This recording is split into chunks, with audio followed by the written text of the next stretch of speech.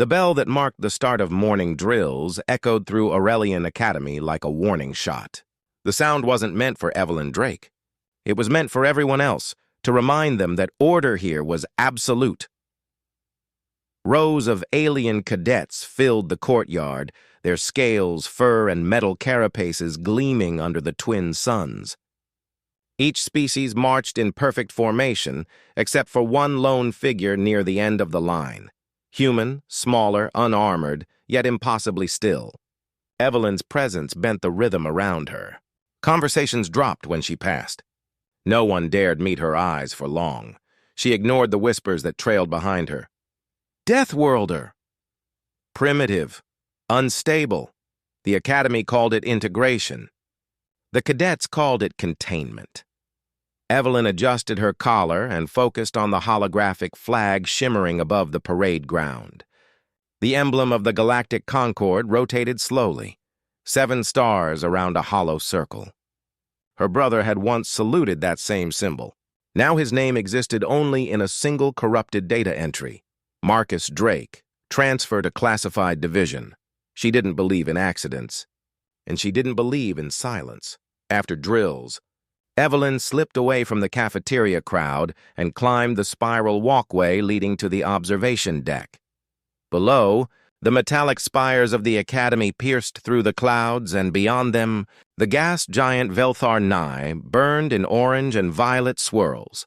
Her reflection in the glass looked fragile against the alien beauty, but she wasn't here to admire the view. She reached into her sleeve and pulled out a slim data crystal. Her fingers moved with careful precision as she slotted it into a console. Lines of encrypted code blinked across the display. She was searching for her brother's final security logs, records the Academy had wiped from public access. Her private decryption program flickered through layers of military firewalls, each breach accompanied by the soft pulse of her heartbeat. The door behind her hissed open. Evelyn froze but didn't turn. "Still awake at Cycle 6, Cadet Drake?" The voice was smooth, modulated, almost gentle, but it carried weight, like a blade pressed flat against skin. She turned slowly. Commander Vrak Soltal filled the doorway, his Trinari frame towering over her. His translucent skin pulsed faintly with internal biolight, revealing veins that glowed like molten silver. His eyes were lidless, unblinking. "I'm reviewing tactical data, sir," Evelyn said evenly. "Is that what humans call tactical now?" His gaze drifted toward the console. "Curious how your curiosity always intersects with classified archives." Evelyn removed the crystal and held it between 2 fingers. "Knowledge improves efficiency, sir." "Efficiency," Vrax echoed, taking a step closer. "Your brother said the same thing before he disappeared." "You share his tendencies." Her jaw tightened. "Is that an accusation?" "It's a warning," he replied, his biolights dimming. "You may think your presence here is tolerated, but it is an experiment, one with diminishing results." He turned toward the doorway but paused. "You're being watched, Cadet Drake. The Academy has no tolerance for instability." When he left, Evelyn exhaled slowly, her pulse steadying. The moment the door sealed, she reopened the console and inserted another crystal, this one black and unmarked. Hidden files reappeared, one labeled Incident 1429, Human Subject Marcus Drake. She tapped it open. The log was damaged, filled with static, but a few phrases remained audible. Subject resisted transfer. A containment protocol failed. Commander Vrax authorized. Then the screen went dark. Access revoked. That night, her roommate Lix stirred when Evelyn returned. The Sarnari empath's translucent fins fluttered nervously in the dim light. "You shouldn't keep doing this," Lix whispered. "They monitor everything, even our dreams." "I'm careful," Evelyn replied, sitting on her bunk. Lix tilted her head. "That's what your brother said." Evelyn looked up sharply. Lix's fins flattened. "I didn't mean—" "No," Evelyn interrupted softly. "You're right." There was silence for a long time before Lix spoke again. "They say Sublevel 9 is haunted. Security never goes down there anymore." Evelyn stared at the ceiling. "Haunted or restricted?" "Same thing in this place." The next day, whispers followed Evelyn into the hall. She could feel them pressing against her back like static. Even the instructor's eyes lingered too long. Something was wrong. During combat simulations, the command screen above her flashed with a message not meant for students. Transfer order. Cadet Evelyn Drake. 600 hours. The text vanished before anyone else could see it, but her instincts caught it like a blade to the throat. She turned to see Vrax watching her from the observation booth. He didn't smile. He didn't need to. By evening, the corridors grew quiet. Evelyn walked the length of hallway 7C, her boots clicking softly on the polished floor. The walls hummed with faint power lines. She stopped outside the security wing, an area marked authorized personnel only. 2 guards stood watch, their visors opaque. Cadet Drake, one of them said, his voice metallic. Restricted zone, she met his visor reflection. Just lost my way. They didn't respond. She noted their insignia, Sector 9 Division. Her brother's last assignment. Evelyn turned away, but as she walked, she heard one guard murmur to the other. Transfer orders real. Tomorrow morning. Direct from Vrax. You think she knows? Doesn't matter. After tomorrow, she's gone. She kept walking until their voices faded. Back in her quarters, Evelyn packed her few belongings into a small satchel. Not because she planned to leave, but because she refused to let them take anything unprepared. She placed her brother's old insignia patch in her pocket and activated a wrist transmitter linked to a private beacon orbiting far above the academy. She whispered, "Marcus, I found him." The beacon blinked once in acknowledgement, her own coded response loop. He might be dead, but his data wasn't. Lick sat up from her bed, eyes wide. "They'll come before dawn." "I know. What will you do?" Evelyn tightened the strap on her wrist brace. "Survive," Lix hesitated. "You can't fight them all." Evelyn met her gaze. "I don't need to fight them all." Outside, the twin suns sank below the horizon, staining the academy walls in deep crimson light. From her window, Evelyn watched security drones glide along the outer decks like silent vultures. She sat down, calm as still water, and reviewed the recording she'd taken of Vrax earlier that day. His warning echoed through the speakers. "You're being watched." She smiled faintly. "Then watch closely." She encrypted the file, routed it through a ghost network, and tagged it to upload automatically if her biosignal stopped. A soft mechanical voice from her terminal announced, "Transfer scheduled for Cadet Evelyn Drake. 600 hours." She looked at the chronometer. 5 hours left. Outside her window, the academy lights flickered. Somewhere deep below, in sub-level 9, the air systems groaned as if something ancient was waking. Evelyn Drake lay back on her bunk, eyes open, calm and unblinking. "Tomorrow," she whispered, "I'll find out what you did to my brother." The chronometer ticked softly, and the walls listened. The alarm chimed at 05:59. Evelyn Drake was already awake, sitting on the edge of her bunk with her boots laced and her uniform pressed smooth. The chronometer on the wall clicked once. 6. The door hissed open. "Cadet Drake!" a voice barked. 6 armored guards filled the threshold, their visors black mirrors, rifles humming with containment fields.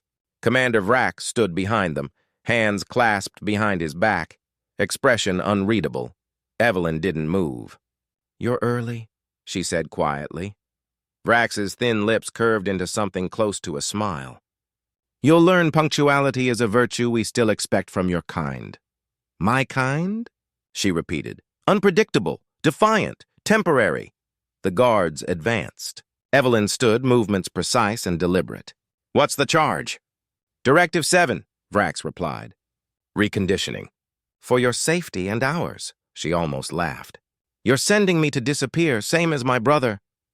"Your brother was unstable," Vrax said flatly.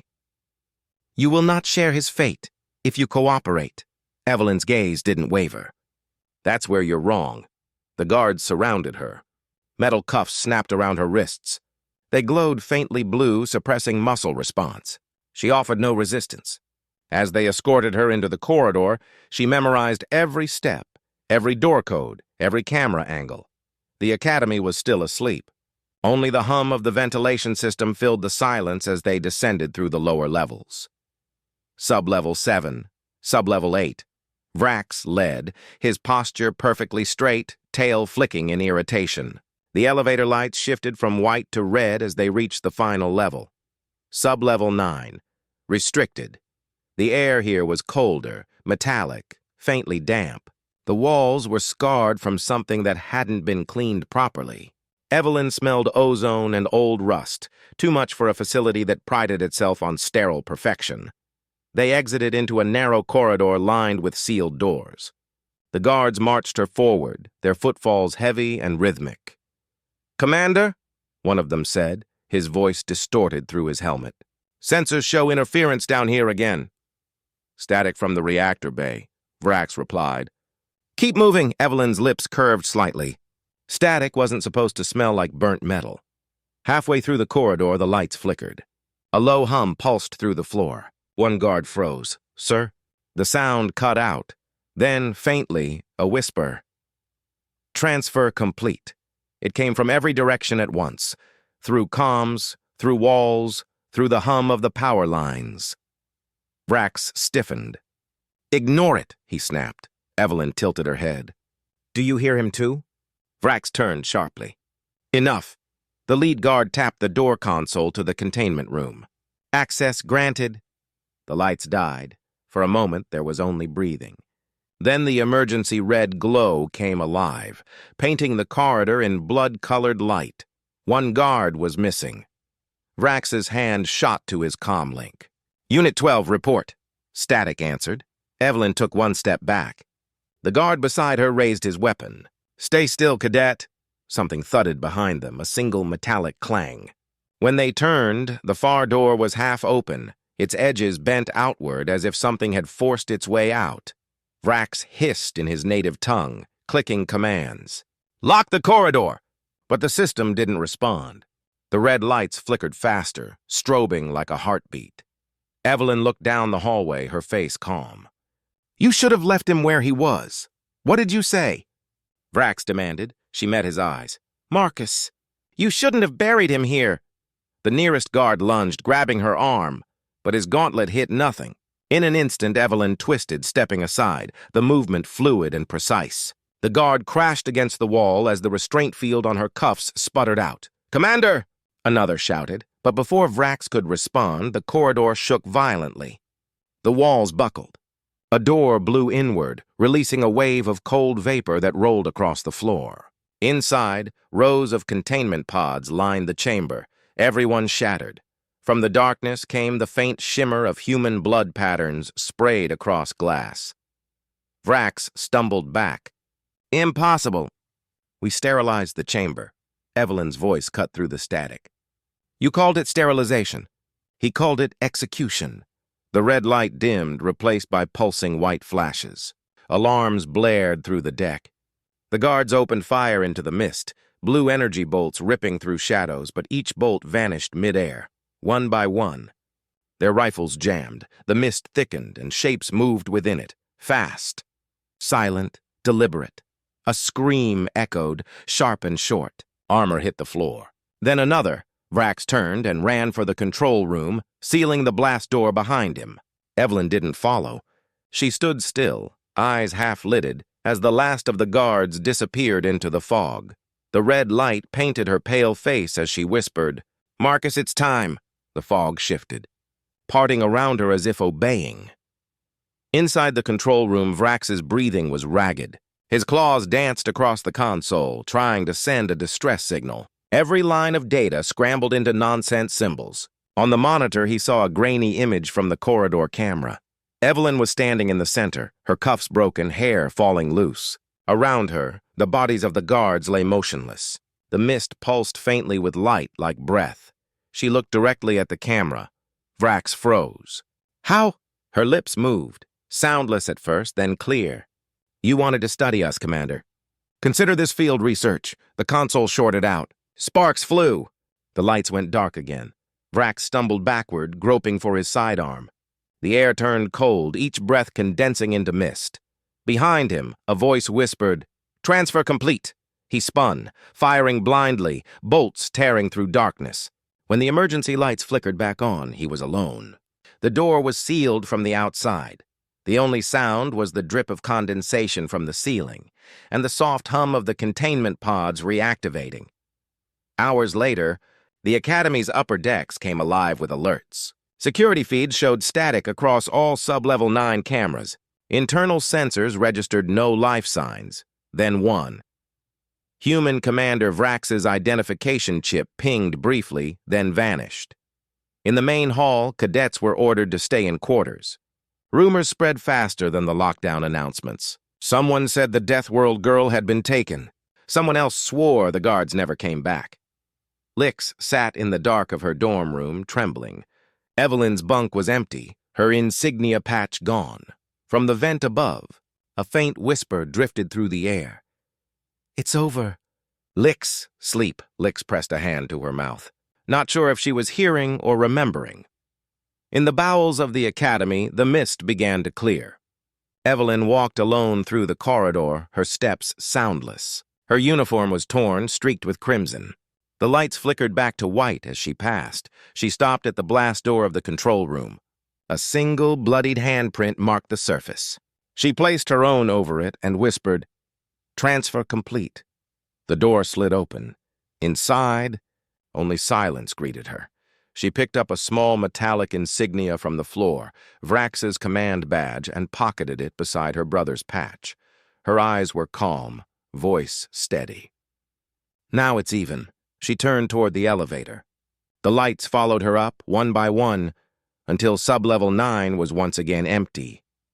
When the doors closed behind her, the mist dissipated completely. The corridor was still, the only sound the soft echo of her departing steps. The Academy awoke to silence.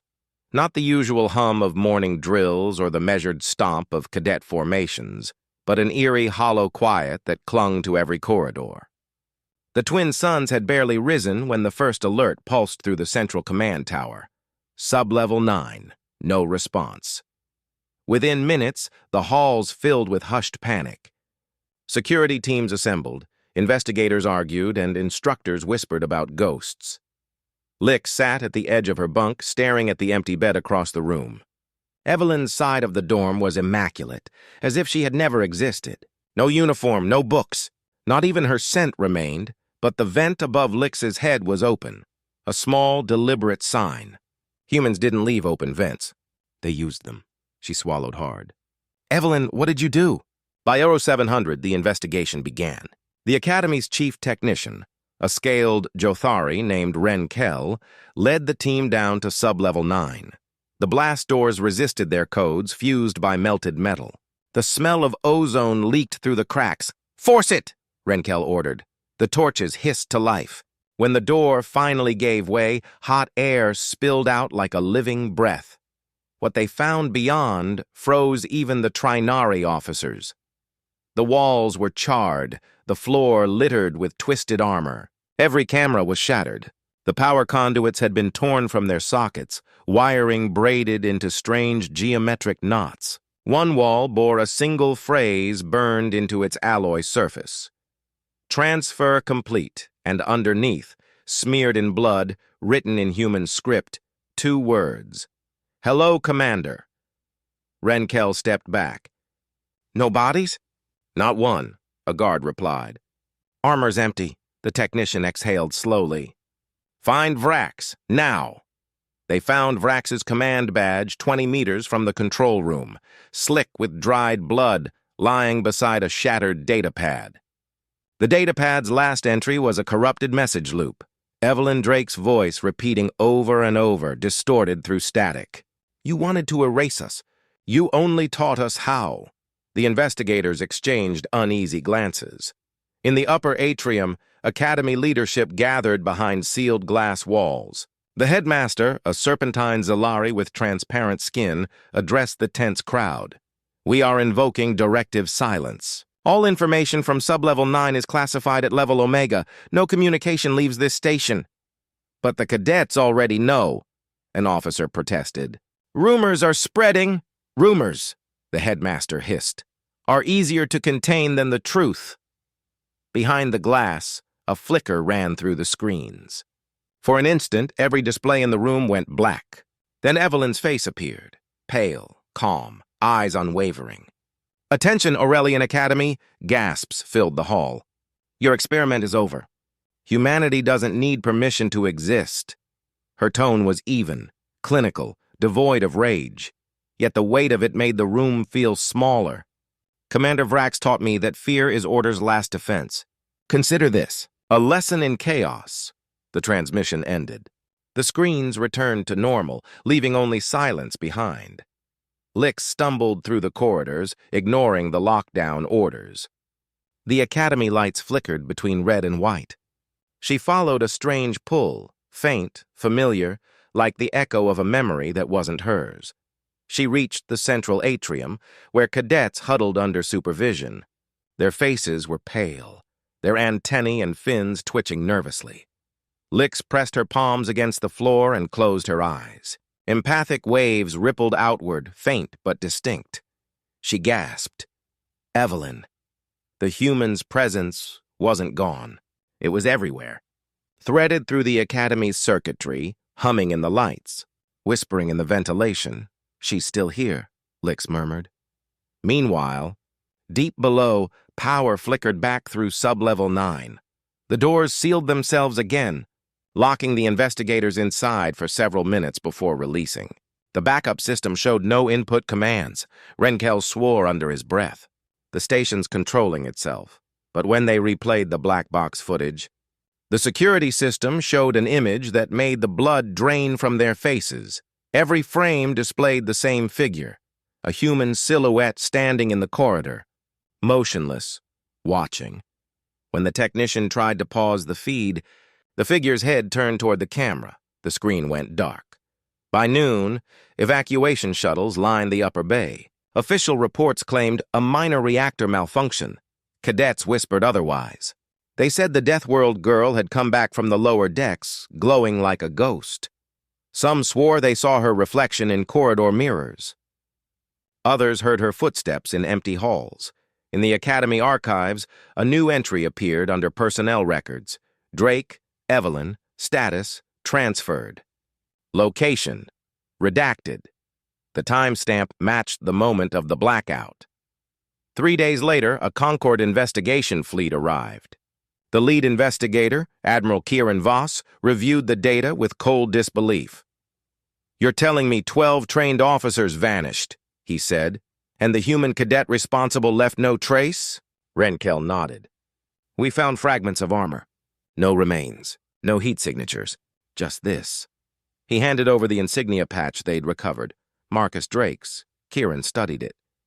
"That patch was decommissioned years ago, we know. And this inscription?"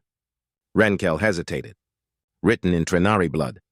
The symbols translate to 'she's home.'" The Admiral's jaw tightened. "Seal the file. No further transmissions." That night, when the fleet departed, the Academy floated in silence once more. But in the dark maintenance corridors, a figure moved unseen, barefoot, unhurried. Evelyn Drake's eyes reflected the dim emergency light. Her skin bore faint lines of luminescence, where containment energy had once scarred her. She paused at a window overlooking Velthar 9. The storm clouds churned below, lit by lightning arcs. From her pocket, she pulled 2 objects, her brother's insignia and Vrax's badge. She held them side by side, then released them into the recycling chute. "They'll think I'm gone," she murmured.